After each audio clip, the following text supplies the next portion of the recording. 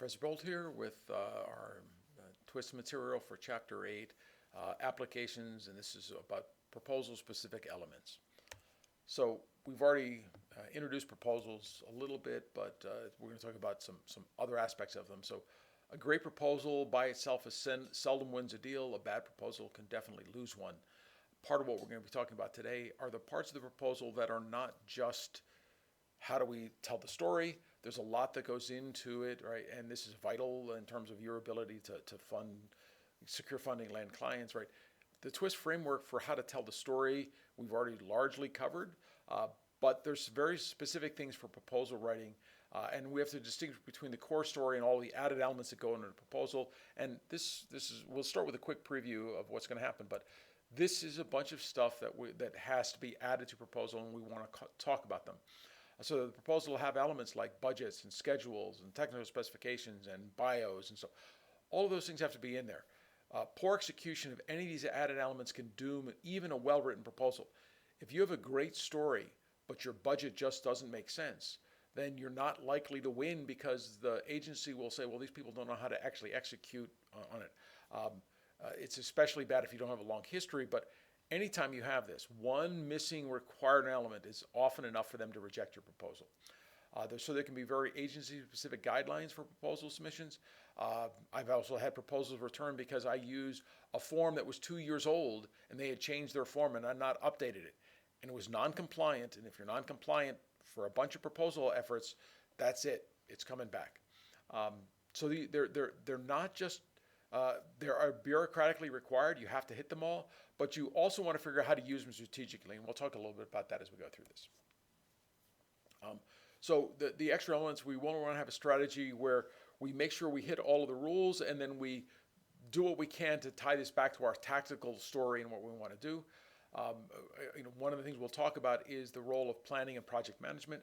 Almost all proposals for funding mean someone's giving you money and they want to see that you're a good fiduciary investment, that you can actually handle the money. So you have to make sure you understand the financial requirements and the cost realism that go with it. You have to convince them that you're going to be able to deliver.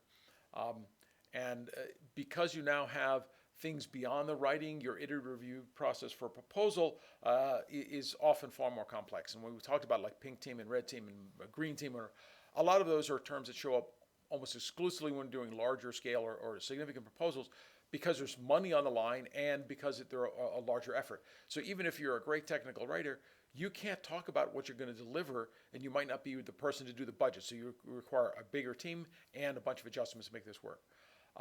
But as the tactical writing team, you have to make sure you figure out how to tie these things back to your overall proposal. So you can't just dismiss the budget and say that's somebody else's problem.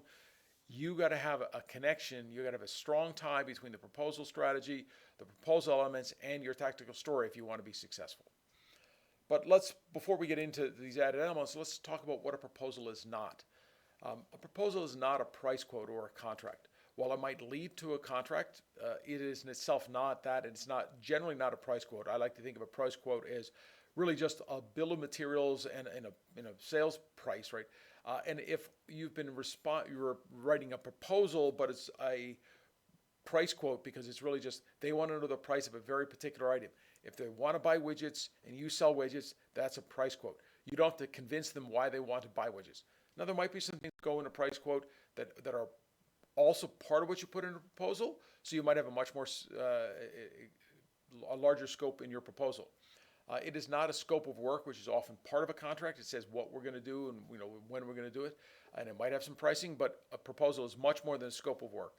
A proposal has got these other elements as well. It's not a project plan or a bill of materials, although again, any proposal might have both of these. That's not the focus. It's not a company history. It's not here's how my company got here. It's not a sales sheet trying to sell a particular product. It might have all of these elements and a bunch of other things. You have to understand these parts, but these are not the primary focus. And sometimes when you get a young team that without a lot of experience, they end up refocusing on these. A proposal is a tactical story about achieving objectives for your funder, and all of these are just parts of what it takes to convince them you're the right team to do it. They're not the primary focus. So like any tactical writing, we start with our objectives. And so, again, I'm a big believer in very clear objectives. They're sort of your GPS. They're actually sort of two things. There's the location you want to reach. Now we have two different sets of objectives, or three. We have two things. We're doing a proposal, then we're going to do a project, and the project is going to deliver value for the funder. That awareness of what does the funder need. I like to think of this as the funder is the final destination. The path we're going to take to get to that destination is the project effort, and the proposal to explain what the path is going to be is our proposal effort. So we want to think of different objectives for those. We've talked about the importance of the technical writing, but now we have to think beyond just the writing objectives. We have to think about the project objectives, which are related to the writing, but how the project objectives align with the funder is even more important than how our writing aligns. We have to have all three of them to have success to reach our impact. So in terms of our technical objectives, you should really have follow the SMART framework. Again, we've talked about this before. Specific, measurable, achievable, relevant, and time-bounded objectives. And now we want to separate our specificity to have proposal efforts, project objectives, and then the funder's objectives. We'll come back to those in a second. So when we go to do that, we really want to make sure that we're dealing with the specifying them separately. I actually strongly recommend having basically three lists where you put them together. We want to make sure that we get alignment between especially our project objectives and the funder. Our proposal objectives don't have to line up with the funder. That's all internal. But once I have the project objective and the funder's objective, I want to make sure and come up with realistic, accountable aims. And for the funder, we want to have final outcomes for our project, and those final outcomes have to be what aligns with the funder side. The intermediate parts of our project have to be weakly aligned, but we want to have outcomes that are measurable, that are timely, that we can relate back to the funder's objectives. So what are the funder's objectives and how do we figure them out? Well, we've already talked about doing audience analysis. When we talked about that, we talked a little bit about the funders. Figuring out what the funder really wants is really, really important for your proposal effort. So you want to do some preliminary research. Then you want to, if you can, do preliminary outreach. Some funders want to talk to you. I've actually had projects where one of the reasons we won is because we did reach out to the funding agency, and they said we were one of the few people that talked to them. And they wanted to work with people that wanted to work with them. The goal was not to just build something in isolation and deliver them. They wanted to work jointly with people. In fact, I know somebody who used to work for the Army, and his view was if you did not contact him during the open period where you could contact him, your chance of funding was almost zero, because that means you didn't care what he really thought. So look to see, is there an opportunity to contact them? And if there is, reach out. Send them an email, try and schedule a meeting. If they don't respond, because it's not clear that everyone will, that's fine. You tried, but you should always try to have that outreach. You can also try investigating previously funded proposals. What did they do before?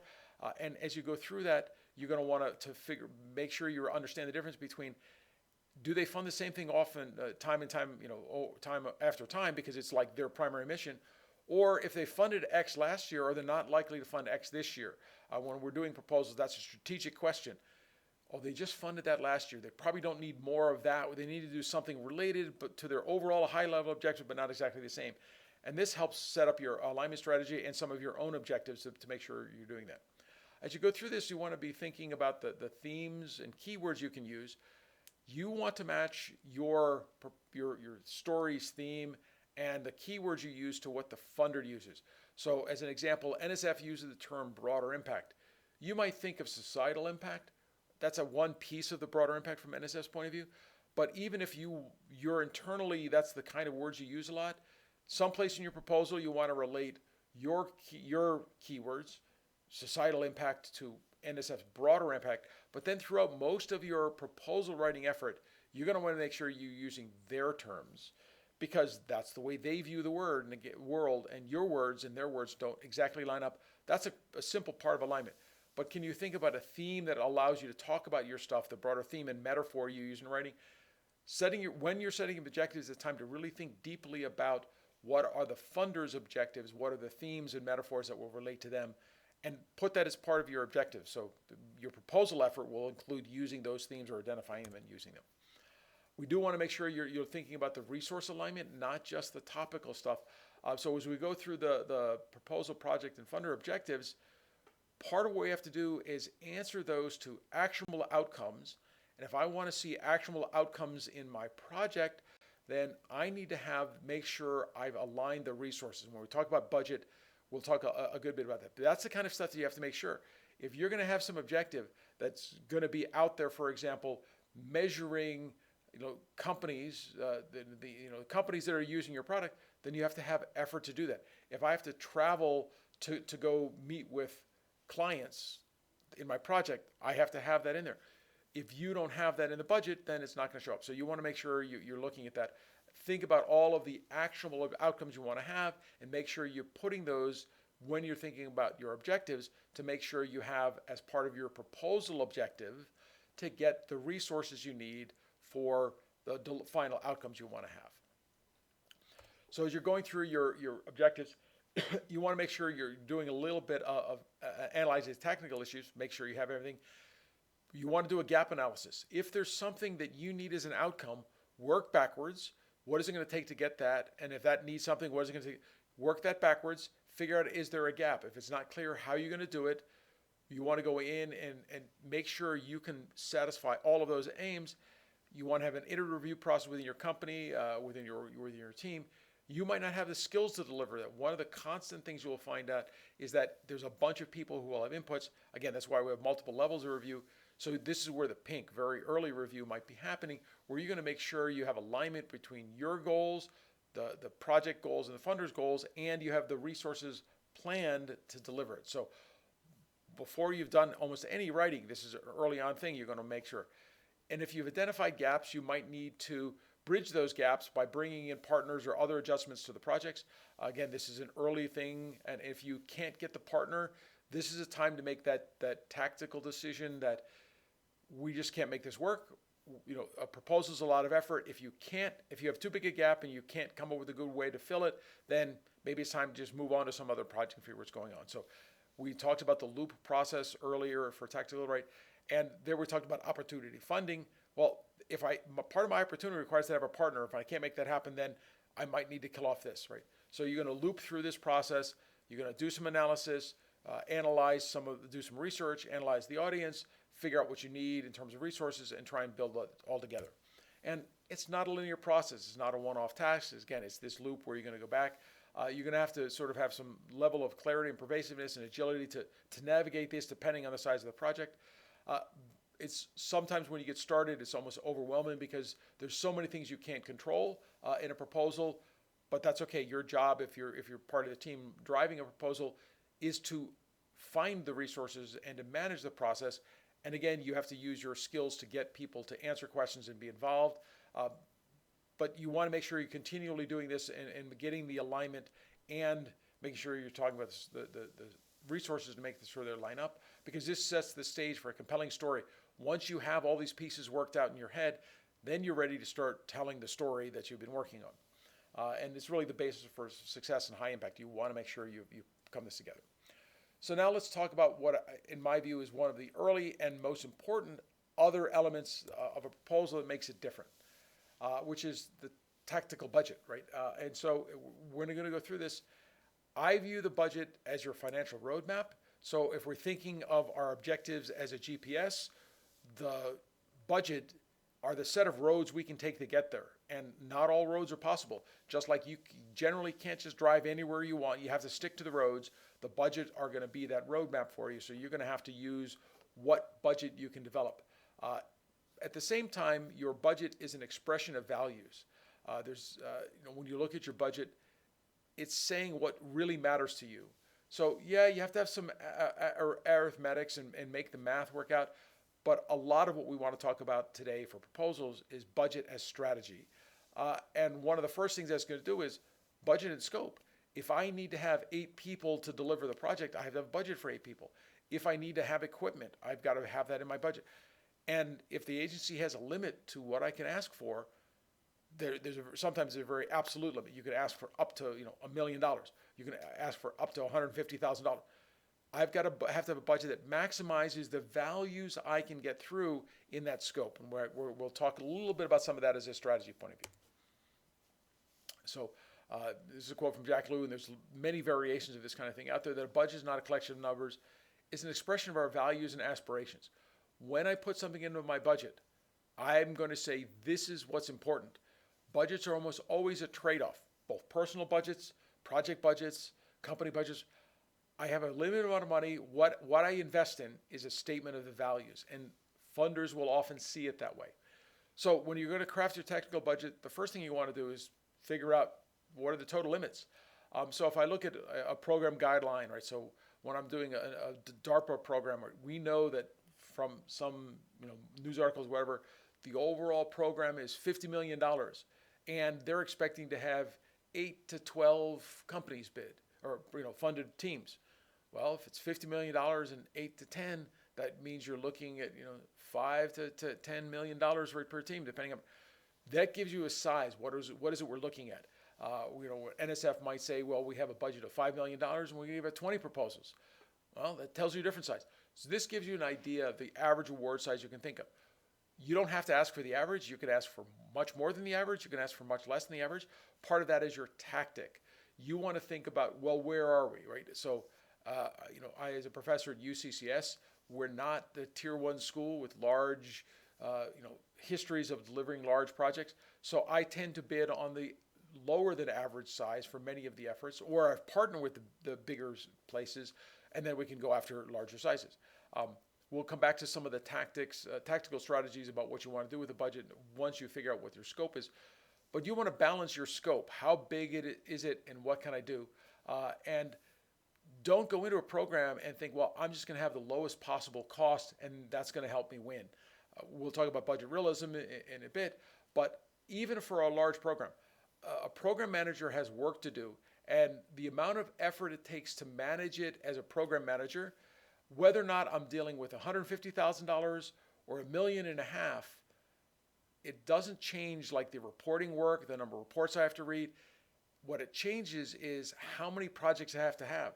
So if I have a $10 million budget, I don't probably want to have 100 small projects. I probably want 10 larger projects because that's balancing my workload.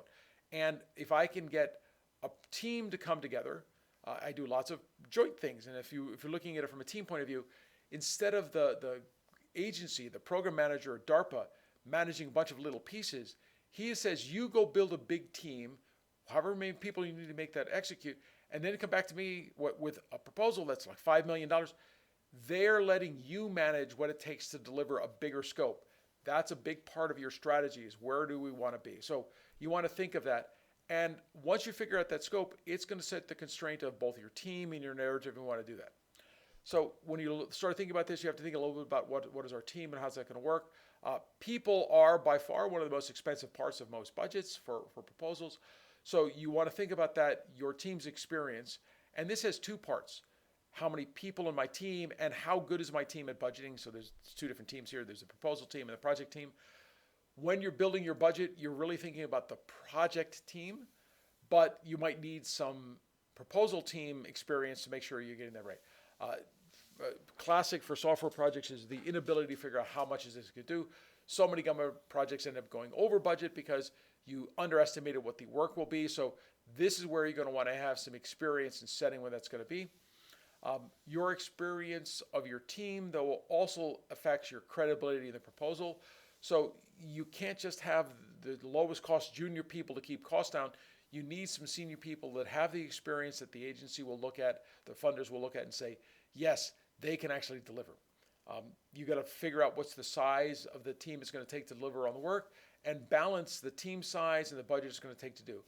So it's often just good to do a quick back of the envelope, like how many people can we put together, what's that going to cost, and then is that going to be feasible? Again, when you're doing your looping, now you've included your budget in the loop, because if to be achievable, I'm going to need to have 4 person years, and each person year is $150,000, and the maximum budget is $250, I'm dead. You can't do that. You can't have 4 people working full time right? So you have to scale back the scope of what you're going to be able to deliver, and then you can assess, well, okay, now I can have 2 people, right? Or 1.5 people if it's only going to be 250 in the 150 year. What can I do with that? This might change your approach. You might go back and say, oh, look, to make it work, I have to have the right partners. One of the reasons we as universities and I as a researcher often partner with companies is because we can deliver better value. Students don't have the experience, so students really make $150,000 a year, but they're going to take longer. So it might take them 2 or 3 times as long as it would take a professional engineer, but that might still give them a cost benefit in terms of what it's going to do. So when I partner with a company, we're looking at doing that. We might be a subcontractor that will give them benefits, and they get a secondary benefit. Even if its cost is comparable, it looks to the funding agency like they're benefiting students. Well, some agencies really love that because that's a win-win. But for them, we might also have expertise they don't have. So you're looking at partners from both a cost point of view and a value point of view that look at the benefits and the complexity of doing that. Doing partners always makes your project more complicated. There are legal and contracting things you have to deal with. You often have less control. The partners are responsible for doing things, but if they added expertise, that partnership can be worth way more than the value or the cost savings, and you want to look at it from both dimensions. So if you want to have your budget be successful, you're gonna have to address, and we're going to be talking about these in the next couple of slides, budget alignment and realism. Is everything I need in the budget, is everything in the budget directly related to what we're trying to accomplish? I've been in way too many meetings where the review team is looking at it, and it's like, these people just have extra travel. Travel is a big, potential boondoggle, literally the term, for what they talk about, things that are added on that are just for fun. So, you have to be careful that everything you do is justified. It's surprising how much time you can have people spending in a review process because they added 3 trips to conferences in fun places like Fiji or, Istanbul or whatever. If that's necessary for the project, it's fine. And for researchers that will often need to go present at conferences after the conference is where it is, you want to make sure you're addressing it. The same is true for hardware, things that are specialized. But even for people, you want to make sure that it's all aligned and realistic. And we'll talk more about realism in a bit. You want to make sure that there are no overlooked elements for the proposal's success. So if there's something you need to deliver, you want to make sure it's in there. And even if you just add a line that might not be obvious to the proposal reader, but things like the whether or not the ability to FedEx copies or to pay your human subjects. If you're doing something, if you talk about something in the proposal, there should be some reflection in the budget, even if it's like, our overheads include all the standard, IT equipment. Because if you need IT equipment, it's got to be someplace. Most places expect it to be in overhead, so we expect you put it there because it's not project specific. You do want to understand the program manager's expectations. Oddly enough, the budgets I turn in for some projects that are $2 million are not much longer than the budgets I turn in for projects that are 150, because the program managers have we want it all in this form and this level of detail. And the ones that are longer is just because they have more years or whatever. But the second and third years are very similar, so it's one Excel spreadsheet with a bunch of pages in it. Right? You want to have this well-prepared budget. If your budget is sloppy or unrealistic, you run the risk of them saying these people don't have the experience to deliver. Your project manager, who's part of the review team for your proposal, part of their job is to spend their budget wisely and be able to report on its spending. I turn in spending reports for my bigger projects on a regular basis. And if I'm underspending, they're unhappy. If I'm overspending, they're unhappy. I've got to plan for and execute on that budget. It's got to be realistic, and I got to make it put together. And they don't want to have people working for them as a project manager who are sloppy. So you've got to make this all line up. Okay, it's the kind of thing that will make the difference between losing a proposal. Your budget is almost never going to let you win a proposal, but it is easy for a badly done budget to help you lose a proposal. So again, we want to make sure we get that task alignment. This is part of the place where you can use it in your tactical story. You have to be a little careful. The budget is not a place where you can count on everyone reading it. Some people in the review team will read the budget in detail. Those people, you want to make sure you have the tactical alignment. So if you're going to have like a water purification system because you're helping a city do something, you want to make sure you have that system in there. But you might also want to talk about an early prototype and testing, or engineering analysis. You want to make sure you have all of those elements in there. And your budget narrative, in most of the agencies I deal with, your budget, your proposal has a very fixed length of space, and yet they don't limit the length of your budget narrative. So I use this as a place to reinforce some of the things. So when I have R&D team elements, right? If I'm a particularly expensive element of the process, I'll make sure I put some elements in there about why this salary is higher. Some agencies actually require you to have salary justifications, and I've actually had agencies write back. And when I first started my last company, we were using my university salary, and we said in the proposal, the salary is exactly matched to the university. And they wrote back, well, that's not his university job. You can't use that as justification for the salary. So sometimes you have to put the right justification. So that we're leading the team, we're doing innovation, we put all this other experience. Talk about the role on the proposal, not as a justification. And that's a place to build up some of your team members and tie it back to the tactical story. So if you have 3 different roles in the story, all of those roles should be mentioned in the proposal effort, even if it's like to be hired. In fact, that's a great time to say, because this role needs these skills, we're going to make sure our hire has these added skills to bolster where we want to be in the story. We want to talk about getting that alignment. So when we talk about the proposal, we did our objectives. There are some things that we have to think about as being higher priority because they're more tactically important. And we may make sure that anything we have has got a sufficient level of not just justification, but value. As I said, what you put in your budget is a statement of value. So if I'm going to have a health fair in the community, as I'm doing a proposal and we're going to have this health fair, well, I want to make sure that I budget for a reasonable event. Chances are good that people you're working with know what it costs to put on an event. And if I say I'm going to have a health fair and I put in a budget for $500, they know that that's not very important to me because I'm not running a good health fair. I don't have budget for food and for the space and whatever. And if I'm able to do it for $500, then I should have in my justification an explanation like, I'm going to be getting this space for free. Our goal is we need $500 from the agency because we really need community buy-in, and we're going to go out and get corporate sponsors because if we don't have the corporate sponsors, the event's not effective, and their sponsorship is going to pay for most of it. Great, then it's only $500. Don't just put the number in there. Make the story show its priority. It's also really important to make sure you're just dealing with and reaching cost realism. If what you're describing is not realistic, if it's not feasible for you to reach the objectives, then you're not going to get there. So if I have an unrealistically low budget for having the people that are going to build my software, make it automated, right, then the project is likely to fail. And if a project is likely to fail, they're not going to view it. So cost realism isn't about having the lowest cost. It's about realistically reflecting the cost.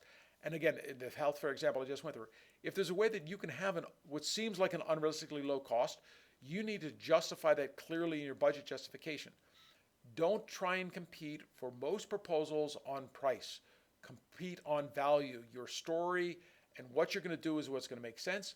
Your budget justification is just a way of showing I know how to deliver, this is what it's going to cost, these are the parts, and I'm going to use it to tie back to my story narration and show the value as I make that happen. So when you're looking at that, you can actually have some examples, as I just said, you can talk about the role of the leader. Think of the budget as a standalone narrative. This is important because of the way most reviews happen.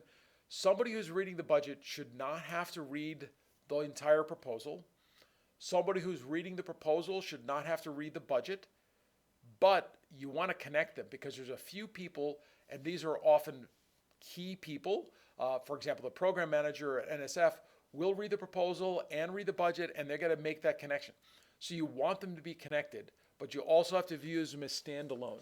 I actually recommend in your budget narrative, if you can, referring back to sections or pages if there's something particular, because if you have something odd in your budget or you have something odd in your story, you want to make it really easy for them to find that connection. I don't regularly forward reference from the proposal to sections of the budget because it's pretty straightforward for me to go find the budget. But if I'm going to have something in the proposal, I will often in the proposal part say, we've budgeted an extra $5,000 to make sure we can do this outreach to these schools, because that's a critical part of our story. This way, the people who aren't reading the budget still get the connection that it's in our budget and it's really important to us. And this can be very important during the review process to show the value you're putting on things. As I said, there's interplay of budget, personnel, and tasks. So when I'm doing the task alignment, I also have to think of what people and what skills do I need, how important are those tasks, and how can I make those fit in. There's lots of things where I have people who can do it, but I also have to balance the cost efficiency of that. So having a senior software engineer do everything will get it done, but it's not necessarily the most cost-effective way of doing it. There's things I can do and things my graduates do and things undergraduates can do.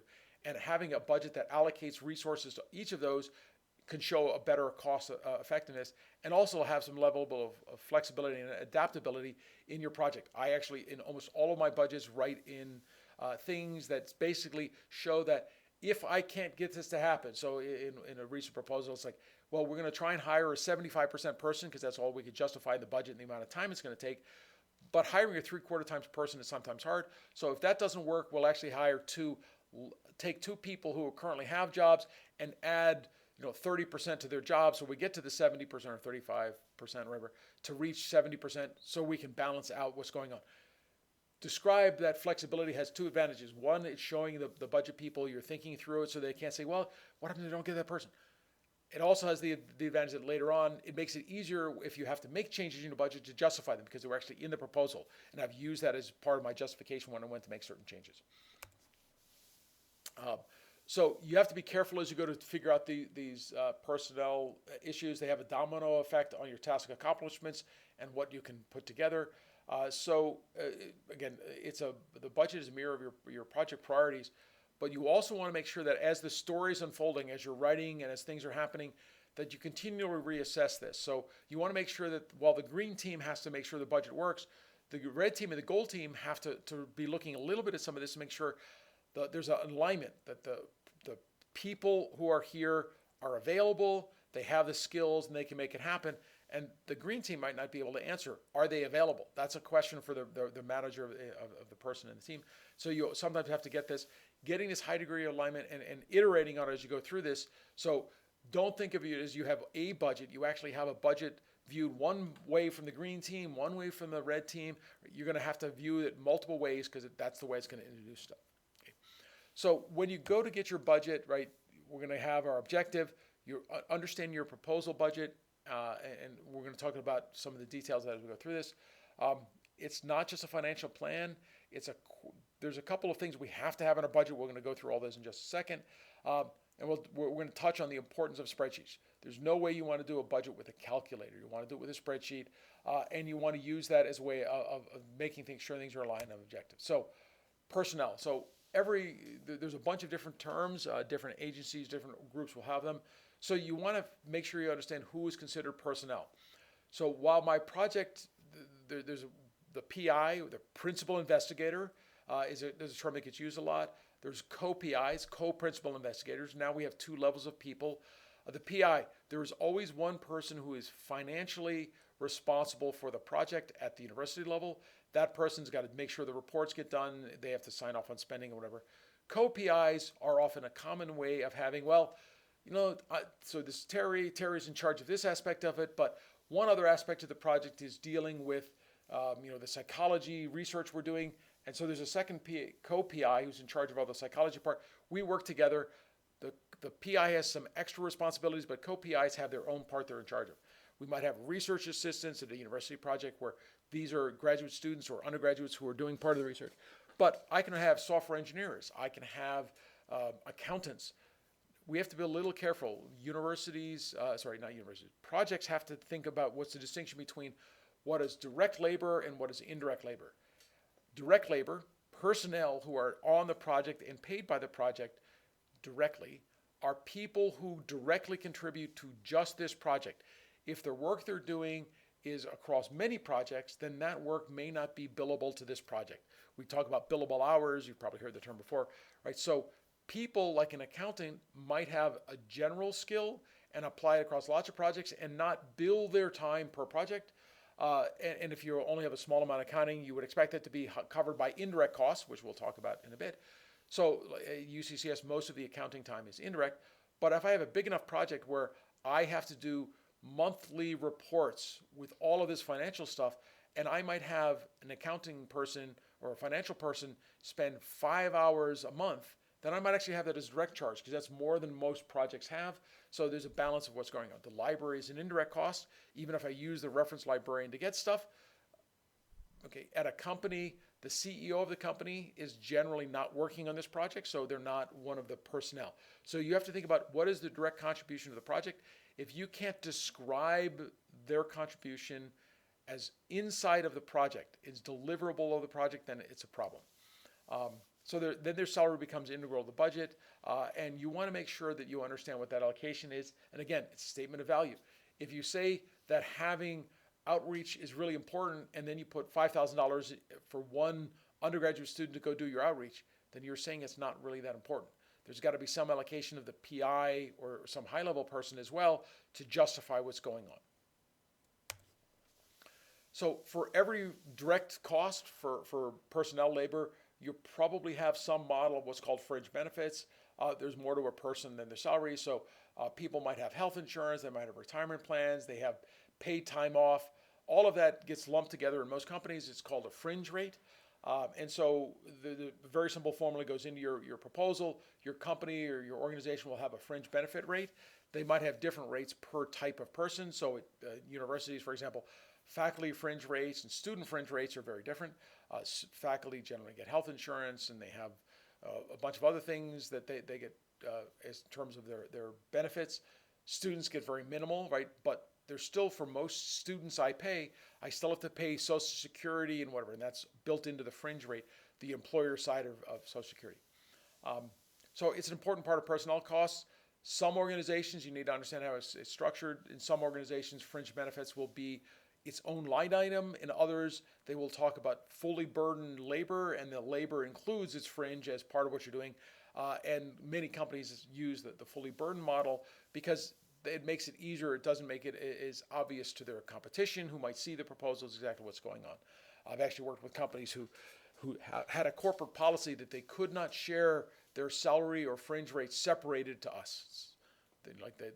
They wanted to keep information specialized. So another thing that shows in many proposals and is worth talking about is travel. Travel is almost all agencies require to separate domestic and international travel. In your budget justification, they want to have annoyingly great levels of detail. You have to have airfare, where I actually have to go get an airfare estimate from an online system for what the airfare is, which was often very useless because if I'm looking for airfare 2 years from now, I don't know what's going to be, but I still have to get, here's the actual quoted airfare. I have to use the accommodation cost. What is it going to be for a hotel? You can't just make this stuff up. I highly recommend you just use the government per diem for any of your proposals, even if they're not for the government, because they're a justified rate that you can point to and say, we're using those rates. Now you have to be a little careful with the government per diem because you can't always get that. So sometimes you have to go above the government per diem, find out what that's going to be. If you're budgeting for travel to include conferences or meetings that have fees, make sure you include those in. Because most agencies trying to spend more for travel than you budgeted, very, very difficult. It's always better to overestimate on travel, but again, it has to be realistic. So you have to what you want to do is make sure you put everything in that could be there, that needs to be there at a reasonable rate, and then talk about what will happen later. And you have to have some level of justification. Don't just say, I've budgeted for these 3 trips. Say, I budgeted for these 3 trips because I have to do this, this, and that. And you have to tie them back to the work. There are agencies for which unrequired travel is not going to cut it. As a academic researcher, some of the agencies don't feel like going to an academic conference is justifiable. I would still put the travel in the budget, and I would try and justify it in the budget. I actually believe it's good to put more travel than you absolutely need, but anything you think you can reasonably justify. So if I'm going to a conference to present my work because I need to disseminate the work so that I can have the impact, I can tell that story. The worst that will happen is the agents will come back and cut our budget. There's actually some tactical strategy, or tactical advantage to a strategy that basically includes a few things that they can cut. Because some bosses of the program manager feel they should always be able to go in and cut some budget. So you want to make sure your budget is not so bare bones that if you get cuts, you can't deliver. You want to make sure your budget is sufficient to deliver and maybe have a little bit of room for taking some cuts. So putting in one extra trip and justifying it. So it is justifiable, but if they have to cut something, well, this will be where they're going to come and cut. You got to maintain your thorough records for everything you've done.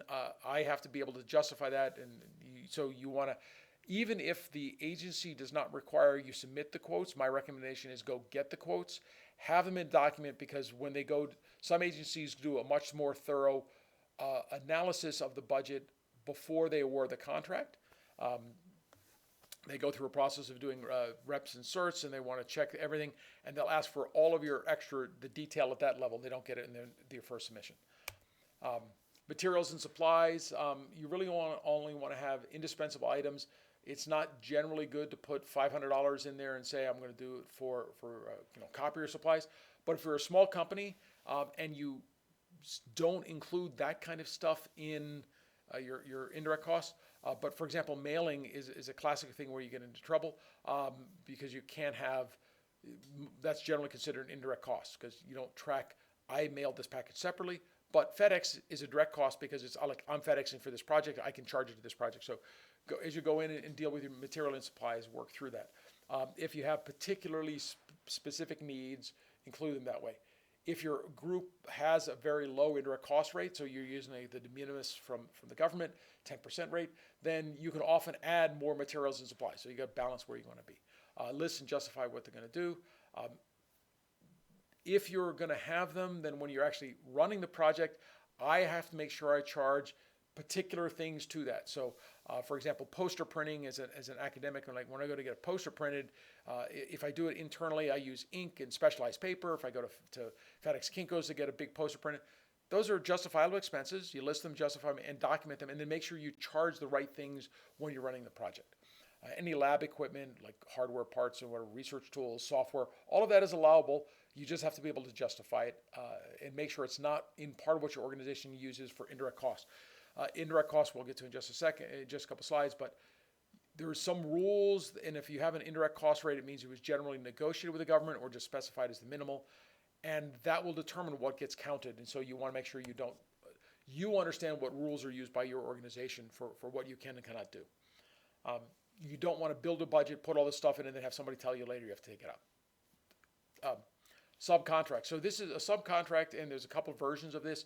You can have, as a company, I can have 1099 employees, which are not quite a subcontract, or I can have a real subcontract, which is a legal document.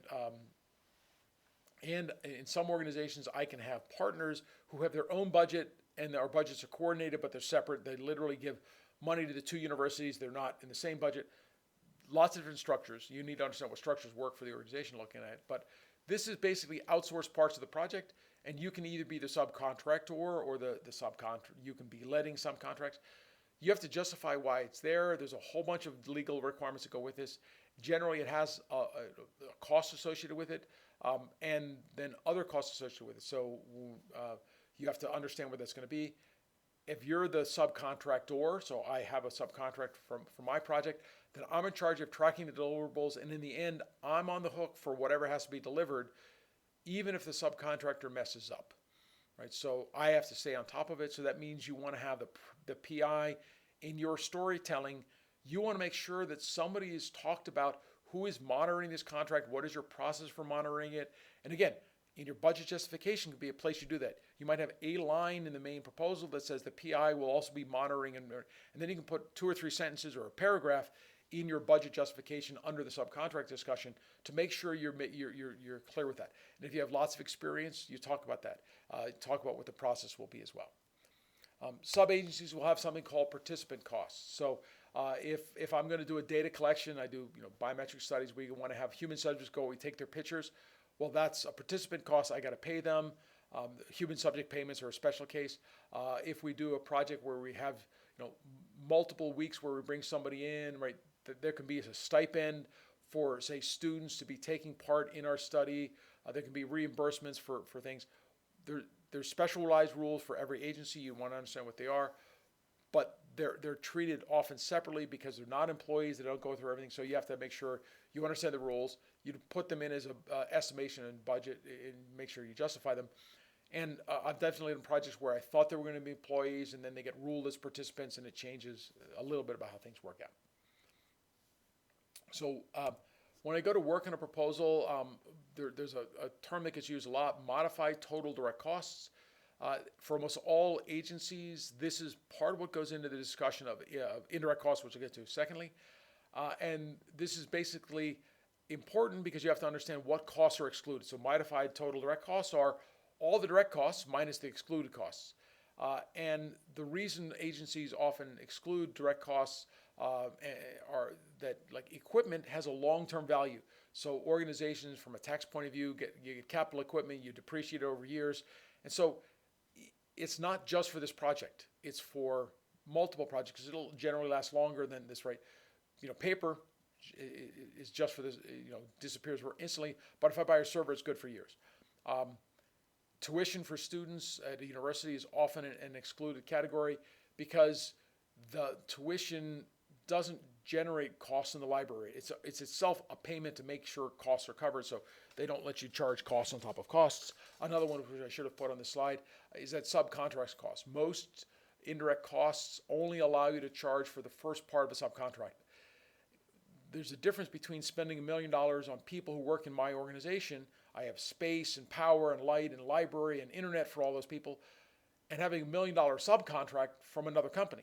That company itself will have its own indirect costs, so I can't charge all of my indirect costs on that, but there's a legal cost of setting it up, so they normally put some limit on that. So modified total direct cost is a term that will get used a lot, and you have to understand. Now, the next one is more complicated. Now, I'm going to lump them all together, and I'm just going to call them indirect costs. And these are things that are not directly project related or are directly project related, but the cost of accounting for them separately would be so high that it's not worth accounting for them separately. So I already used the example of some accounting, right? So if my normal billing and accounting is just happening, almost all organizations, that is not project specific, it's an indirect cost. The use of the library, right? It's not project specific. The library costs are indirect costs. The space in my project, this one can be tricky. In some organizations, space are direct cost.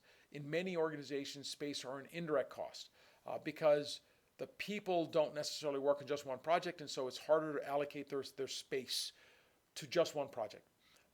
And then you have power and water and all this other stuff. All that stuff gets put together. Utilities, all of that is an indirect cost. Some organizations will actually have multiple types of indirect costs. So they'll have general and administrative costs, and then they'll have a separate overhead, which is, for example, so they'll put utilities and space and whatever. General and administrative expenses will be mostly people who are at a higher level. The rates for these can vary by sub-organizations or locations. So bigger companies, my second company, we had engineers in 5 states. We had to pay different indirect costs for each state because of the costs we had to associate with them, and they were slightly different, at least for some of them. Okay, so you have to have, so in your proposal, you will generally have some indirect cost line. It will be modified direct cost times some indirect cost rate. And again, if there's multiple different subtypes, then there'll be multiple rates, right? There has to be some justification. And if I'm going to have a full budget, I have to have that justification.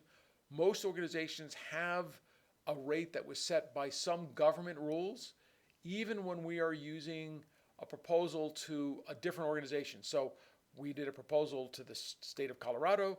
We used our federally justified indirect cost rates because somebody's gone in and audited them. Everyone will sort of accept them.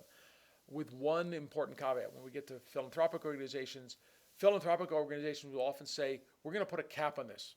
We don't care what it really costs you. We're not going to pay for more than this much of it. And That sometimes requires that you get approval. If you want to have a different indirect cost rate than your organization normally uses, I have to go through 5 levels of justification to get people to sign off on any change in indirect cost rates. So I'm going to go ahead and do just a little bit more of the budget section. The spreadsheets is, in my view, one of the most important tools for your budget.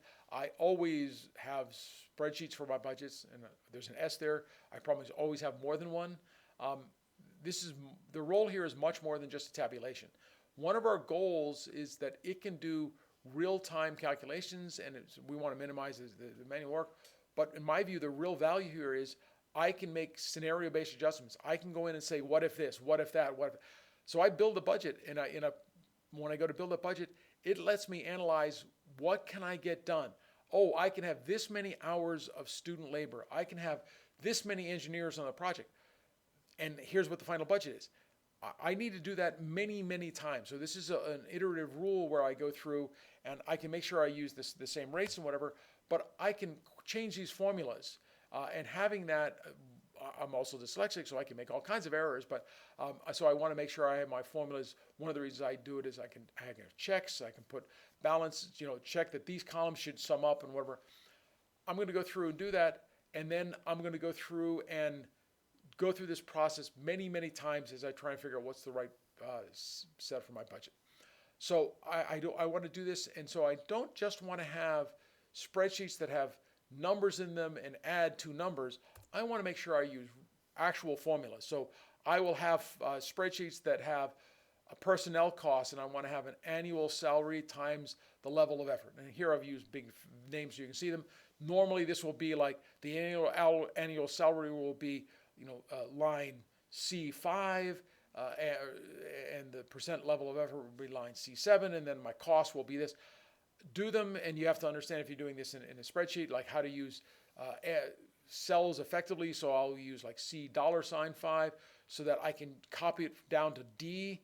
It'll use the same column, but allow me to change the row or change columns and change. You want to understand your spreadsheet tools pretty well and get them. You don't have to go through all of them again.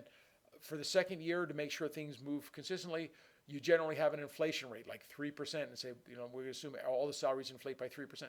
And then you go through and you update year 1's costs on year 2. And that would affect what the salary is. And then the percent level of effort for year 2 would be its own cell. The reason to do it on the salary, not the total, is because in year 2, I probably need different levels of effort. Again, when you're dealing with spreadsheets and when you think about cost realism, you don't want to have things that are just too simplistic because it means you didn't really plan. So I didn't say this when I'm talking about travel, but nothing screams to me, made up numbers like having an annual salary or a level of effort that's actually constant. So $10,000 for travel means you didn't think about what travel really is. If I have a level of effort that is 10% per year over 3 years, that might be realistic and it might not. Depends on how I'm describing my project. If I'm saying it's 1 person month, well, that's not 10%. So, 1 person month is, depending on what month it is, but normally you just take 1/12, right? 1/9, 1/10. You figure out what that is, have a good description and make sure. But inflation should be applied at the level so that it's easier if I need to change the level of effort. Okay, we already mentioned these other things, fringe benefits, participant costs, subcontractor. All of these are formulas, and they should be formulas that, you are using each page. You put them together. So when you're working on spreadsheets, almost every organization has some internal template. I have never been part of an organization that did not have an internal template, except my own company, where my first thing for our first proposal was, I'm making us a template, right? And I started from somebody else's template. It's pretty easy to do. But you have to be careful. Very often, proposals will have an internal template for their organization, but I then have to deliver NSF and NSF budget in their format, which is actually in their case a web page you have to fill out. Sometimes you can upload a spreadsheet. Other organizations, I turn in actual Excel spreadsheets. It's one of the few times I want to make sure that I really use real Excel, because what might work in some other spreadsheet might break when you turn it in. And then I generally do these 2 spreadsheets, and if I have an internal and external, I use formula linking, so I can refer to cells in one spreadsheet from another to make sure I have things consistent. You really don't want to have to keep going through and retyping numbers or copying and pasting. You want one spreadsheet to be connected to another.